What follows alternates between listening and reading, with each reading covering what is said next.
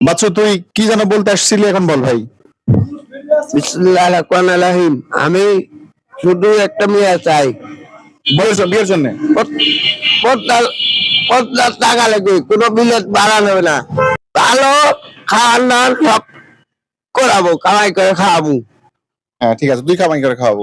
আচ্ছা, বিষয় এই যে বলতে যাচ্ছে যে একটা মানে পদ্মাশীল একটা মেয়ে, সুন্দরী, ভালো একটা মেয়ে যাকে বাচ্চু বিয়ে করবে, এগুলো কোন থাকতে হবে? পদ্মাশীল হতে হবে সর্বপ্রথম কথা, নাকি?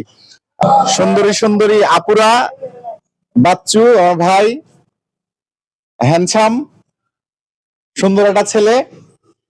তো এর জন্য একটা পাত্রী চাই। যদি কোনো সহৃদয়বান কোনো মেয়ে থেকে থাকেন, তাহলে বাচ্চুর সঙ্গে যোগাযোগ করেন।